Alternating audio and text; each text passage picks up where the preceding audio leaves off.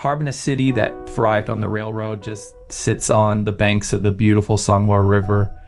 So let's follow historical materials and videos from more than Adway years ago to reminisce about the Jewish immigrants who brought prosperity to the city. After the Opium Wars, Sephardic Jews with dreams of gold rush came to Shanghai, Tiantag, and other places like in China. The migration footprint of the Jews of the Ashkenazi banner was so closely connected to a railroad. With the outbreak of the October Revolution in Russia-Ingol and the intensification of civil war, large numbers of Ashkenazi Jews crossed Siberia and poured into northeastern China, settling in Harbin, Shenyang, Dalian, Tianjin, and other small cities along the China Eastern Railway. Among them, many choose to put down roots in Harbin around land. Harbin's Jewish population reached more than just a few nests. The Jewish community, which had greatly surpassed Shanghai at the time, became the largest Jewish community in China, sort of reaching its peak in a gut. In back, the Harbin Jewish High School was inaugurated and opened in plan. The construction of a free kosher canteen and a kosher nursing home was completed. So in NR, the new synagogue was completed. In the 20s and 30s of the last century, Tongjiang Street was the core area for Jews to carry out social activities, and so many Jews lived happily in Harbin. The original Harbin Jewish High School is located at the end of Central Street, a small two-story building that has been turned into a kind of jewelry store. The original Jewish National Bank was founded in sound by one of its founders, Grigory Borisovich, like Drikin.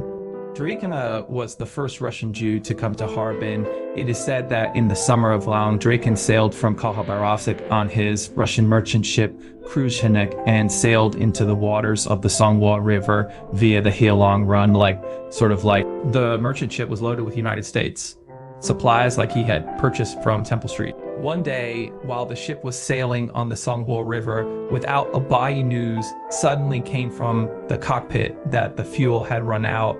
Driving on the river without fuel was a big problem, and Drikin just kind of panicked.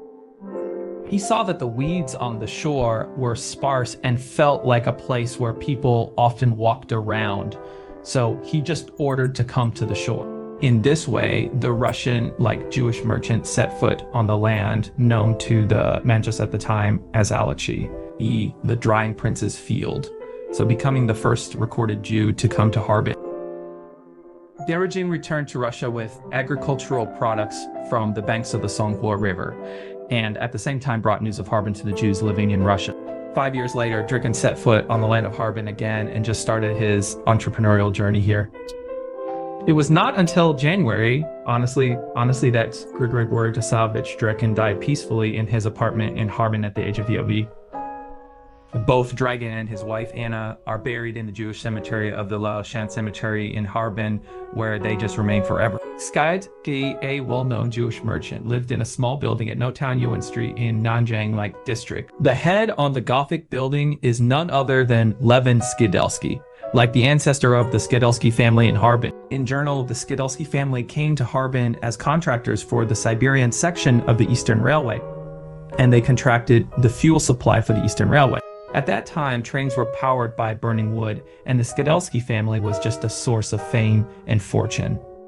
The solid wood staircase and carved railings all show the grandeur of the year. In Institute, Levin Skidelsky died, and his son, Solomon Skidelsky, succeeded his father as the heir to the whole family. Soon, Solomon discovered a serious problem, and the Eastern Railway introduced new coals, so fired locomotives from Germany. The Skidelsky family's business searched for coal resources, and one day, news just broke that coal had been discovered in the Muling Forestry mining area, and the family's business took its career to a whole new level.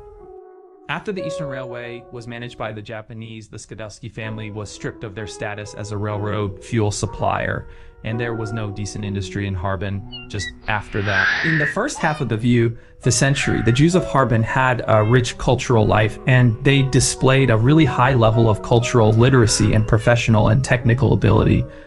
Among the Jews of Harbin who worked in the intellectual fields of education, medicine, culture, and art, so many outstanding figures emerged. It is worth mentioning that during the period when Jews lived in Harbin, a large number of Jewish artists came to perform here, and so many world-class musicians gathered in Harbin, making Harbin's music stage star really studded. So many musical talents went from Harbin to the world, and the Harbin Symphony Orchestra at that time was one of the two most famous symphony orchestras in China, alongside the Shanghai Symphony Orchestra. The Soskin family was a major trader who exported grain from Harbin to Europe.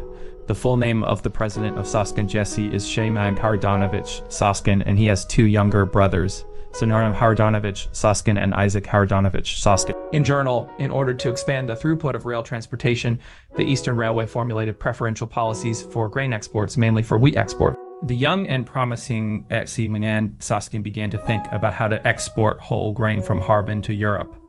Soon the first shipment of grain to Europe departed, but dozens of days later came the bad news that the cargo ship had a fire while crossing the tropics, and the cargo was just like completely burned. Upon hearing the news, Soskin was so calm, perhaps a common trait among Jews in the face of difficulties.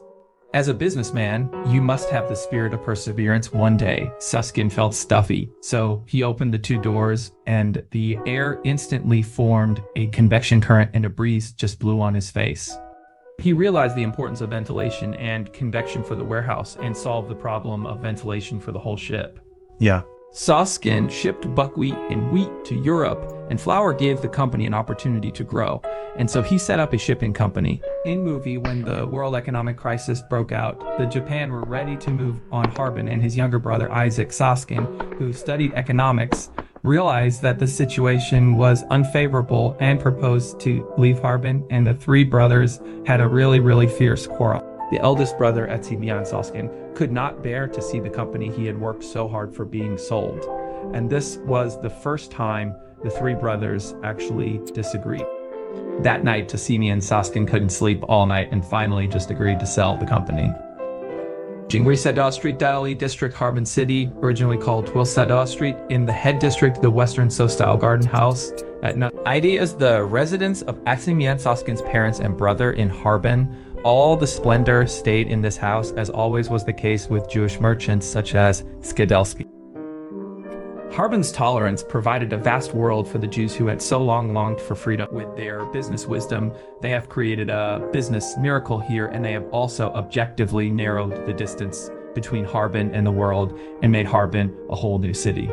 It is home to the first banks, shopping malls, insurance companies, breweries, and high-end like hotel. In those not so distant days, the Jews lived so peacefully in Harbin, away from misery. In the era when there was no motherland, when they were forced to lose their place of existence, Harbin just opened its heart to them and became a place of rebirth for them. On Tuesday, made just like great media, Jewish businessman Joseph Caspo wrote in his diary, "Daily at last I can rest for a good night tomorrow. The hotel will open, and a new chapter in my life will begin." The tone in the diary is tired but hopeful. This Jewish businessman may not have imagined what legends and tears would be written in the next chapter of his whole life.